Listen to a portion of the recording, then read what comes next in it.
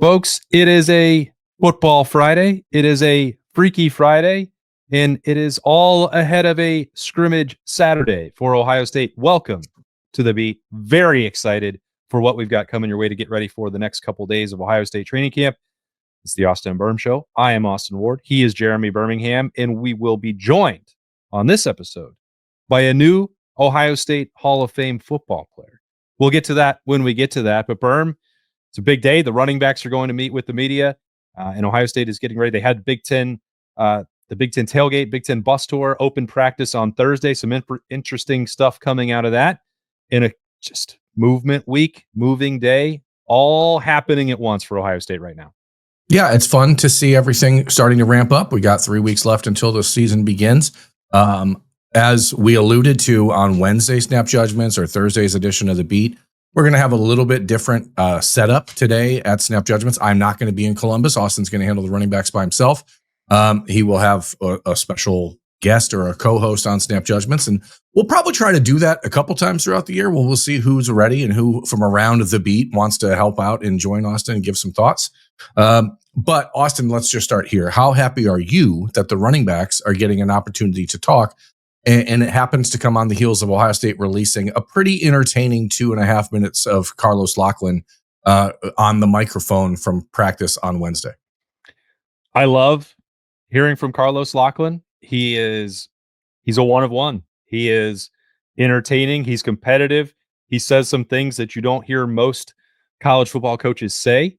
I think my favorite from last year was that the only star in his room is himself. Which is kind of amusing when you juxtapose that with everyone being all in this together. And but I know what he means. Like, he's the one that sets the tone, and he certainly does that. So it's been really awesome over the last year and a half to get to know Carlos Lachlan and see the way he manages that room. Certainly got the most out of Travion Henderson and Quinshon Judkins a year ago, but now guess what? You have to replace a couple of NFL draft picks. We've talked about that plenty. So James Peoples talking about his offseason, the work he got done in spring, what he's got done through the first week. I mentioned, I think on the Thursday, Three Things Thursday, that was the position group that I think maybe have the most that they could gain or prove on Saturday scrimmage outside of the quarterbacks. And that includes CJ Donaldson and Bo Jackson very much as well in that conversation. So I think that this is a fun one. And, you know, the pads are going to be popping. On Saturday, they're going to have opportunities. And I think that they did that as well on Thursday, by the way. I talked to Jake Butt on Rothman and Ice. I was filling in and co-hosting on Thursday on 97.1 The Fan. He's like, yeah, these guys did a lot of inside run stuff. And I think that, look, CJ Donaldson is built for it. I think that's sort of the question when you zoom back out. It's like James Peoples, if he is in that J.K. Dobbins mode that we always compare him to, and we leap to that one. It seems like an easy comparison to make. It's like that was sort of the thing that JK had to develop as he went along throughout his career, the ability to work between the tackles. You had the speed, you had the athleticism, you had the burst, you had the big play potential. Can you get all of that stuff done between the tackles? And can you get a first down when it's 3rd and 2? I think that's the intriguing piece of all this. So for running back day, yeah, I'm very excited, Birm. I wish you were going to be there, but we're going to try and have fun without you. Yeah, I mean, you're going to have plenty of fun without me. I guarantee that. I think that it's interesting just because of the timing of today's press conference with the running backs and all the conversation in the last week about the defensive line. Like, football has evolved, and it is now like a much more poetic game, much more fancy and free moving. It's like hockey, you know, it's like it's free skating. It's just beautiful and flowing. But then there's still, hockey is that way. That's what you think of football, though? Yeah, except for running backs and defensive tackles, which is still like the violent and gruesome game it's always been. And I don't think either of those positions can gain any sense of real, like, barometric, like, advancement unless you're actually hitting, unless you're actually getting tackled.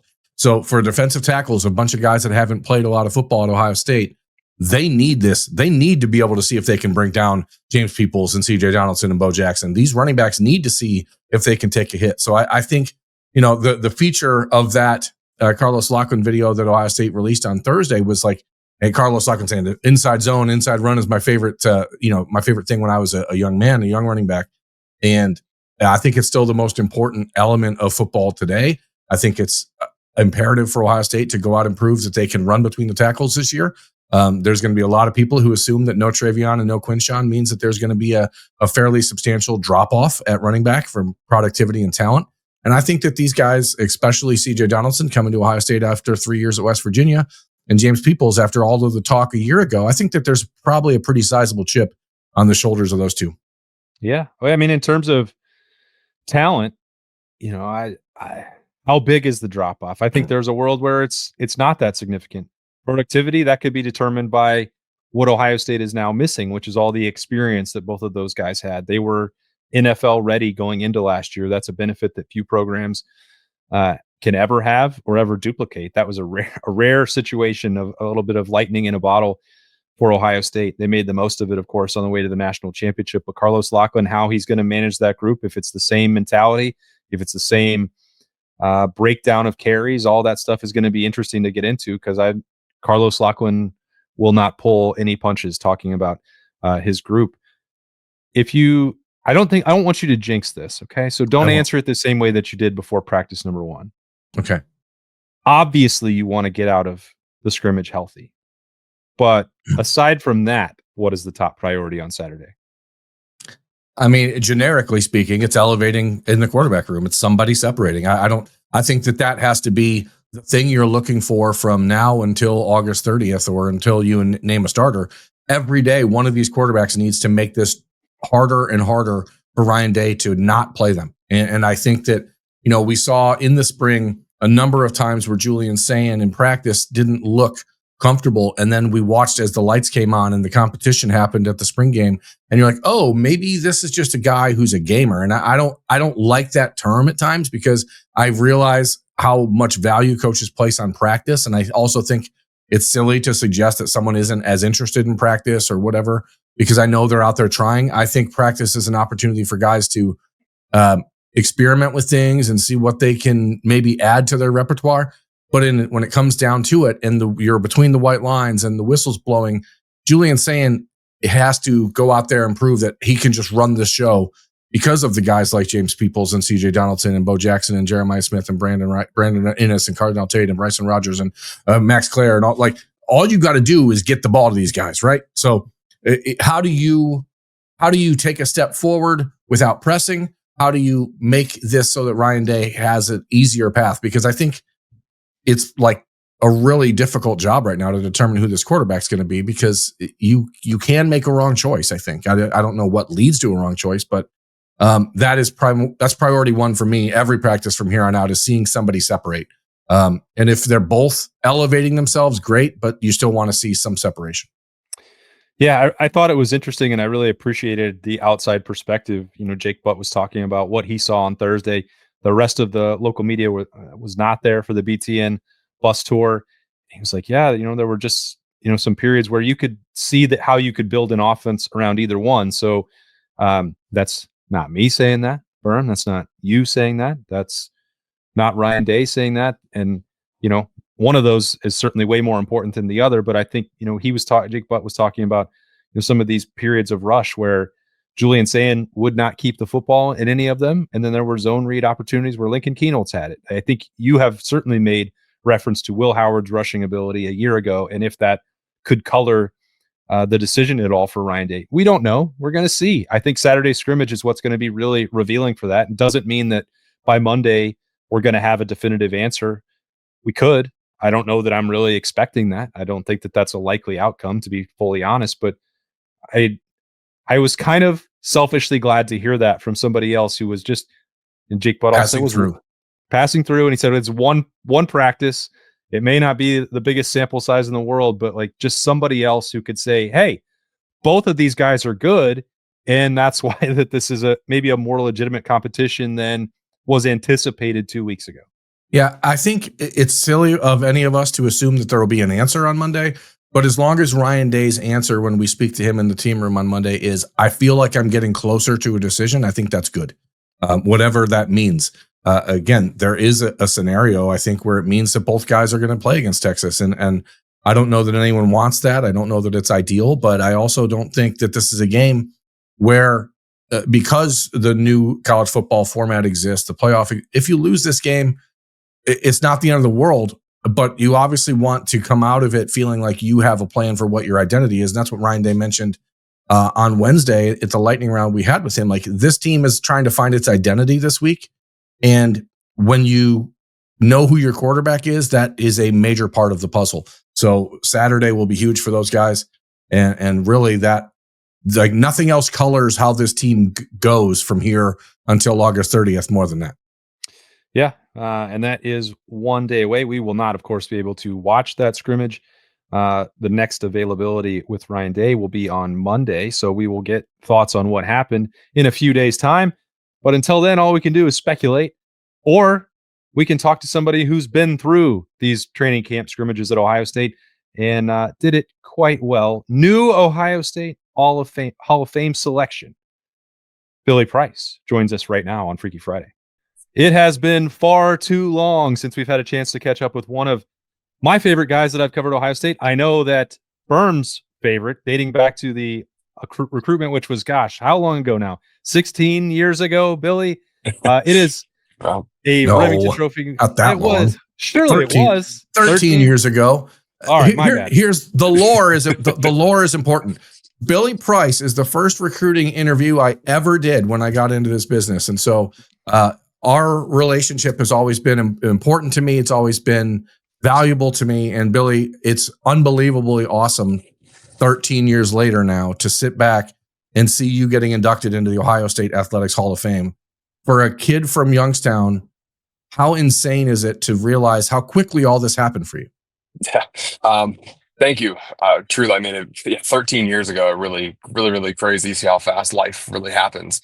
I mean, it's a tremendous honor. It truly is. From somebody from Youngstown, Ohio, and I mean, I remember the days of, when I was under Phil Annarella, at Austin Town Fitch being coached, and that you think those days are hard. Then you get to Ohio State and you change positions and you go through different position coaches, Mike Vrabel to Ed Warner to Greg Sadwara, having all the success that we did with Urban, and you really look back on it and you go, all the sacrifices have been worth it. And I think the biggest aspect of this too is, I'm able to make, as a parent now, I'm able to make my boys proud. Their father is going to go down in history. The Price last name will be forever cemented in Ohio State athletics history, and it means so much to me. Billy, I don't think anybody. I won't speak for you, but I've had these conversations in the past where it's like, well, I didn't start playing football. I didn't go to Ohio State. I didn't, think about when I got to the NFL. It was like, well, I hope I'm in the Hall of Fame one day. It doesn't seem like the thing that you write down as a goal. Maybe you did, but you can tell me if I'm wrong about that. It's like, once you get to the end and then somebody says, hey, this career was really something special. Here's an award. It's not something that you're forward thinking about is going to happen. So when the moment arrives and you get a new tribute, a new honor, a new thing to tell your family about, what's that moment like? Because it's not something I don't think most people get into playing sports hoping that they achieve. Right. I truly didn't even think about this. I never, when I was writing my goals down, when I was a freshman first getting there in 2013, hey, Hall of Fame was not on the list at all by any means. And when you're a part of the Ohio State program, you learn the tradition, you learn the history, you have to know the names, you have to understand the people who came before you, who set the foundation and set the stage for you. I think that's really important with history. Urban, Ryan Day is doing the same thing. It's a huge emphasis, but you never think to yourself, hey, one of these days, that's what I want to do. I want to be a part of that. And for us, and for me in particular, I mean, I got the call. I was sitting in this truck right now, and the guy, Bill Andrews, gave me a call, and he's like, hey, man, and I'm like, okay, I don't recognize this, but he's like, hey, I'm at the Varsity O. And I was like, okay, you need help recruiting, you need help, whatever, a video, whatever I can do to help, those type of things. And he goes, hey, you're going to be inducted into the Hall of Fame. And the emotions just pour over you. Truly do. Because again, the career and what I was able to do, the sacrifices, everything is worth it. And again, I've always been a part of that program. My recruiting class and all the proficient athletes and all the extraordinary men that were a part of that group, and the success that we had at Ohio State will always forever be cemented. But when you walk through the Woody, those pictures are gone. Those days, the trophy's still there. The names are written in history. Don't get me wrong. But for this to be a reminder And for people, and again, athletes there now and athletes that are going forward, you can always look back on the history and what these spectacular athletes did to set that stage for you and kind of create that opportunity for you. And it really is incredible. I was kind of thinking back about all these things, and 55 games straight is it's insane, truly, because you get to the NFL and it's a whole different world. It's a whole different medical battle. Your body's different. And to see these athletes now and the opportunities and the success that Ohio State has had, it makes me very proud. I'm very, very proud to be a part of that. Proud to have been and be in the history books going forward, and cement my name amongst many, many, many, many greats that have come before me. It's interesting because it's not just the Ohio State Football Hall of Fame. Let's be clear. It's the Ohio State Athletics Hall of Fame. There's 10 inductees this year. You're the only football player on the list. So, we, because we believe the world revolves around Ohio State football in most cases, it's sometimes hard or easy to forget that there are other sports, and you're being included on a pantheon of people that are doing things that you never dreamt of, like pistol or swimming or whatever. Mm-hmm. And you go back and you think about those 55 starts at Ohio State, an Ohio State record, the Remington Award, all that stuff. And the lesson I've learned from you in the time that I've known you is that you were the first recruit that I really dealt with who reminded me in my capacity that, like, college football is not anywhere near what the high school football experience is or what recruiting was. And the lesson that you always gave about this is going to be way harder. You told me that their mission at Ohio State was to get you to quit when you got there. And like, that is something I tell every single recruit I deal with now, because I want them to have a true understanding of what you went through. When you got to Ohio State, Billy, as a true freshman, you were a defensive tackle. Mm-hmm. You had no idea you were going to end up playing the offensive line, let alone being a Hall of Famer. As you look back on it now, do the memories and the lessons that you learned mean more, or have you been able to sort of brush them off and say, hey, that's just everyone's path? Or has it struck you like you could have been moved on in 2 weeks at Ohio State if you really had followed what you were feeling at the time? Oh, no doubt. But again, they'll try to get you to quit. I know that. And again, I think that the culture of college football these days compared to what it was, obviously it's different time, different place, but the men and the coaches, I mean, Mike Vrabel is undoubtedly still Mike Vrabel. He is one of the toughest coaches, no matter in the pros, no matter in college. His expectations of you are the highest. And, for me to say, to try to get you to quit, and it was, I needed to change and transform into a different version of myself into that. And again, the expectations didn't change being over there with Ed Warner. And those lessons that have been learned, they're all worth it. And, that wasn't just my particular path. I mean, that you can apply that to any athlete and any person in itself, but it takes the person to do it. And again, I give a lot of credit to the support system, because again, having those hard conversations, like, calling my dad, I'm like, I want to quit. I don't want to do this anymore. I'll be fine. I'll figure it out. But that perseverance it's worth every minute of it. Again, the greatness that Ohio State brings and the extraordinary opportunities and experiences, there's nothing like it in all of college football. There truly isn't. So for the next athlete who, comes to that crossroad of, do I quit? Do I not? Persevere, get through it, whatever it takes, because I'm telling you, those coaches and everybody else are going to bring you to greatness and opportunities and things that your family are going to be able to live on forever. Billy, so right now, Ohio State's a week into training camp. They've got that first scrimmage on Saturday.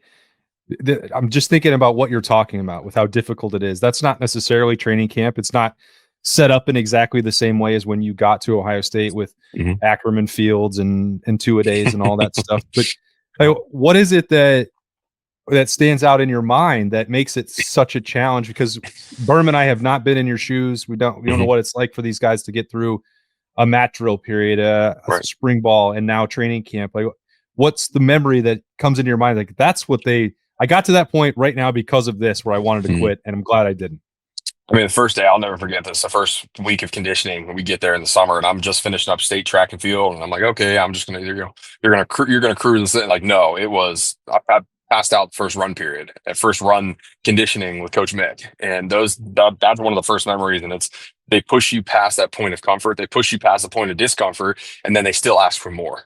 And it's one of those situations again, because you're going to get to pods, you're going to get to inside drill, you're going to get to half line, you're going to get to all these different drills in training camp. And unless your mentality is correct approaching that drill, you're going to get exposed. And even in the NFL, it's the same stuff. Although it might not be full contact all the time, especially in training camp, if you're not taking the right mentality to these drills and to these moments and opportunities, you get exposed so quickly, so quickly. And I mean, even in the pros, that same mentality had to take that approach. Even if, when I was a starter my first year, to going through getting benched, et cetera, going to different teams, the mentality in approaching each team, approaching each opportunity had to be correct. And that's something that, again, the young men going forward, you need to absorb that. It's not personal. Take the correct approach to this and learn and grow from it, and grow from the discomfort, grow from the struggle in that moment. Kelly, I think one of the, when you and Sam, when you guys got to the Bengals, everyone that watches the show knows I'm a Bengals fan. Mm-hmm. There was a different mentality in the NFL. And I think when you got there, you recognized it. I remember you and I having a conversation back in 2017 or 2018 about how you have to pull that out of people in the NFL. You have to almost like push away this is a professional league, and you still have to find the passion for the game, and you still have to find leaders to lead from within. How disheartening was the NFL from that perspective? And I don't mean you to put down the league, obviously. No, but I know what you mean. How different was that than you expected it to be? Because everyone always tells you when you're getting ready to leave college, like, hey, you should stay in college as long as you can. It's so different. It's not the same as college football. And I think a lot of guys probably brush that off and go, yeah, whatever. It's still football. But then you get there. How different is it actually? It is different. It's, and again, I was blessed with every opportunity and every team. But I'll never forget that first game. We're playing the Indianapolis Colts, and there was I don't know how many Buckeyes on the field at that time between Cincy and us. And we're heading into the fourth quarter. It's a tight game, and you look over to the sideline, and it's just it's different. It's not heading into the fourth quarter, at Ohio Stadium where things are starting to get rowdy and people you could feel the energy, you could feel the ebbs and flows. Even when you played teams, Christ, when we played Nebraska going into the fourth quarter, there's still a little bit of juice. It's just different, and that's where the approach of still finding that passion, because you're playing the game for passion. You love the game. You love the game. You don't necessarily are worried about whether there's 10,000 people in the stands or 100,000 people in the stands, the band or whatever music or whatever environment that you're playing in, you still love the game. And I think that also gives a credit to a lot of those special teams. You start seeing Kansas City, you start seeing Philadelphia. You see teams like Dallas, even when I was part of the Cowboys, that brotherhood pulls out that passion. So each place you talk about a culture, each place you talk about, just the energy, the passion, the alignment, leadership, everything is in the right direction. And again, I know Cincinnati made that huge change again when Burrow got there, and you start seeing those successes, and the brotherhood is still there, and you see those guys are fighting for each other. So it's a time period in each franchise. When you're going through a transition or you're going through change, it is different than college. And college is unmatched. Even now, I prefer watching and listening to college football more than I do the pros, because it's just different. It's raw. It's still raw, even with NIL and even with all these different elements and variables that persuade these athletes to come to certain schools instead of the correct variables. Excuse me. It's still raw. And again, you're looking at these men, and I love watching Will Campbell last year.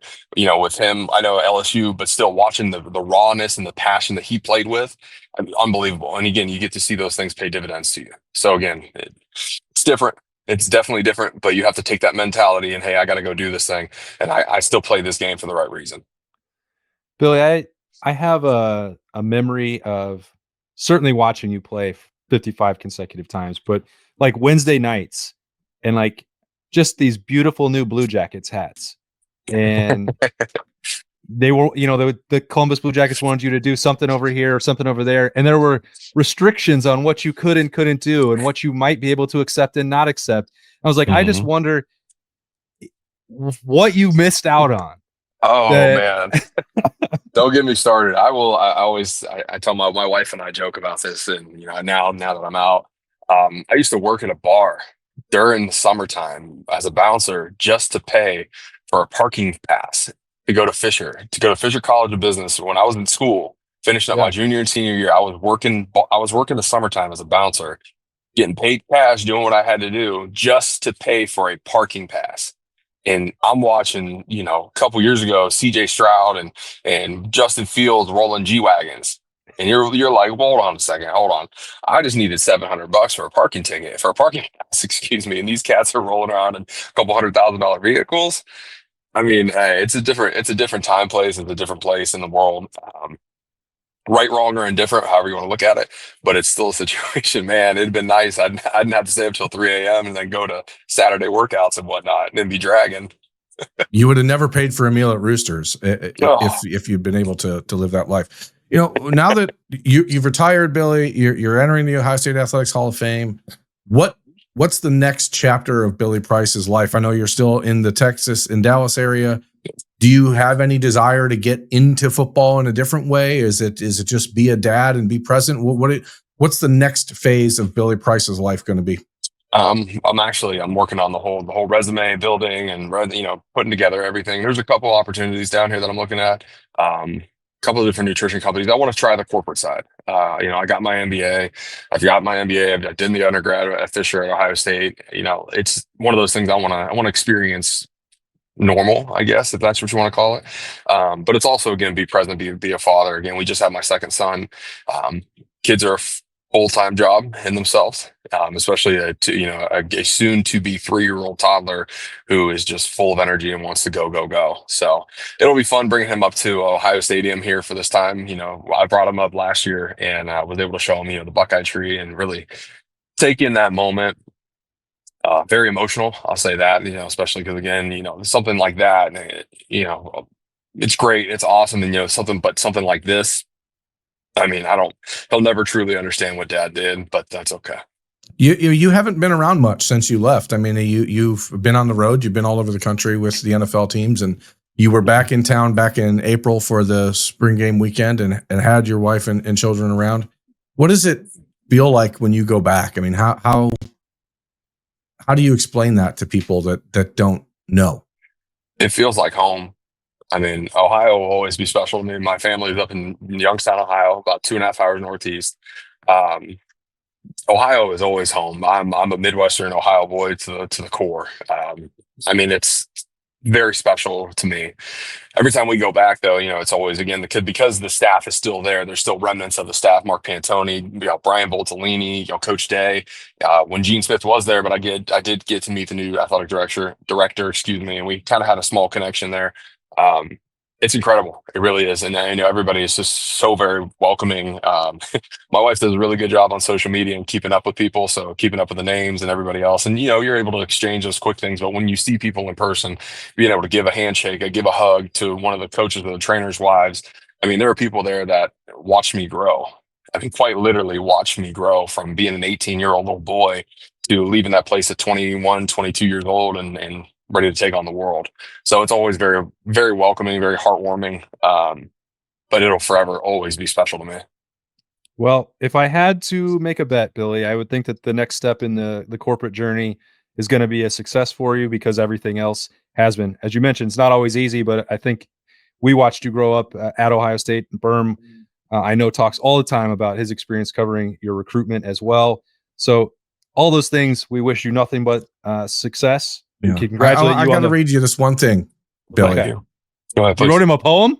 No, see, I was looking back at this old interview, and you mentioned how this is 2012 that Oregon was one place you wanted to check out and visit in your recruitment, and that the Ducks were a team that you were really serious about. Why? Why was a kid from Northeast Ohio in 2012 that interested in the Ducks? My father. Quite honestly, my father. There is a river out there that is really good for walleye fishing. Okay. And he is a big walleye fisher. Mm-hmm. And so it is, oh my God, what is the river? Because it goes out into the ocean. The Willamette? No. But I'm just making up rivers. Nonetheless, that and because the weather was cool up there. Huh. Really, I was actually talking to somebody the other day here down in Texas, one of my neighbors, and they're like, well, why'd you go to Ohio State? And I was like, it's way too hot down here. It is way too hot. I was in a conversation with some UT fans because I was taking my son to the pool, and the only thing I have is an Ohio State beach towel. And again, you set it out on a chair, and then some Texas fans sat down. We were sitting there having a conversation, bantering back and forth, and going back, and they were like, "Oh, you went to Ohio State? How'd you end up down here?" And I go, "Because I'm not playing anymore. Come down here because it is. I mean, my truck's reading 100 degrees right now. I guarantee you it feels about 106." All right. Well, we'll get you out of it then, Billy. We again, congratulations on the family and the Hall of Fame. Wish you nothing but the best with the next step. And if you choose to get involved in media, then the Austin and Birm Show has always got your back. You got a place here to get your feet in the door. But nothing but the best. Thank you so much for joining us. Let us know when you're in town next so we can get you over at Roosters, because I know that's always your stop. So always. I always go see those folks. They're still great people to me. All right. Appreciate you, Billy. Thank you. Thanks, guys. Billy. Billy Price, just the absolute best, and new Ohio State Athletics Hall of Fame selection. Very cool for him to give us some time. Very great to catch up with him. I know that you've been looking forward to that and trying to put those pieces together so that we could carve out some time. And a Freaky Friday was the right time to do it, and I'm glad that we had a chance to. It's crazy, man. When you think about 55 consecutive starts and how rare that is in any level of football, to do it at Ohio State for a kid that was a defensive lineman who ended up playing 55 starts in a row at guard and at center, becoming one of the best in the history of the game to play the center position. It's awesome. We talk a lot about why we still enjoy this business and what we get out of it, and those relationships and those watching those kids develop. To see Billy Price now being a father and raising his kids is just awesome, and it's really, really rewarding. So thank you, Billy. And hopefully, we've done Freaky Friday stuff like that in the past where we bring in folks from around the world of Ohio State athletics. Hopefully we'll get a chance to do some more of that as we head into the season. We'll sure try. And I'm glad we got to do it on today's Friday version of the beat. Again, snap judgments coming later from the Woody Hayes Athletic Center. We're going to be talking to the running backs. Scrimmage coming on Saturday. We won't be there. We won't be able to break it down. We're going to certainly keep our ear to the ground, but that will be something that we get into next week after hearing from Ryan Day. So that means what's Monday? It's going to be a mailbag Monday. So send that. It's the Austin and Birm Show at gmail.com. That's right. Right, Birm? The Austin and Birm Show at gmail.com. So hit us up if you got any questions about the first week and a half of training camp. We'll get into all of that as we kick off. Or anything else. Or whatever. Another week of covering the Buckeyes. Thanks again to Billy Price, and thanks to you all if you've been following along on 97.1 The Fan, the YouTube channel there, 10 TV's YouTube channel, 10 TV Plus, or downloading the audio only wherever you get podcasts. We appreciate all of you. For Birm, I am Austin Ward. Have a great weekend. We'll talk to you later.